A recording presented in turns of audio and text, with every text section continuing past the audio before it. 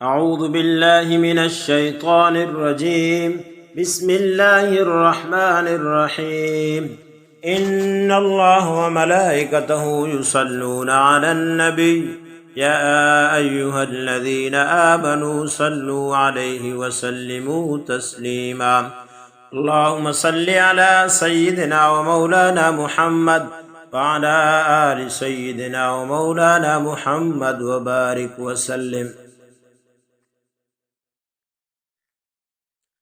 اگر سوہنا نظر اٹھا کے دیکھے تو بہاریں مچل جائیں، اور اگر سوہنا زلف کھولے تو راتیں سیاہی کی بھیک مانگنے کے لیے آ جائیں۔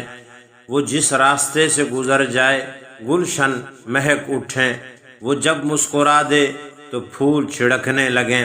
میں اس یتیم کی درویشی پہ کیوں قربان نہ جاؤں کہ جس کی قلندری کے حضور سکندری سر جھکائے نظر آئے، جس کی درویشی کی ٹھوکروں پہ سکندری اڑتی نظر آئے، اس کی مسکراہٹ کے ہر زاویے پر وقار سبق سیکھے۔ میں اس درویش کی عظمتوں پر کیوں قربان نہ جاؤں کہ جو دامن چھڑک دے تو ستارے گریں، جس کے دامن میں چاند پروئے ہوئے نظر آئیں۔ میں ان کے لبوں سے نکلنے والے ہر بول پر کیوں قربان نہ جاؤں کہ جو اوپر دیکھ کر بولے تو قرآن بن جائے، اگر سر بگرباں ہو کر بولے تو حدیث بن جائے۔ میں اس یتیم کی درویشی پہ کیوں قربان نہ جاؤں کہ جن جن ذروں پہ اس کے قدم لگیں ان ذروں سے روشنی کی بھیک مانگیں۔ 40 سال کی اس غم زدہ بیوہ کے مقدر کو دیکھو، اس کے پہلو میں آسمان ہدایت کا کیسا حسین سراج منیر چمک رہا ہے۔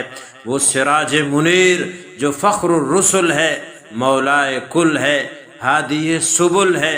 وہ سراج منیر جو حسینوں میں احسن ہے، شریفوں میں اشرف ہے۔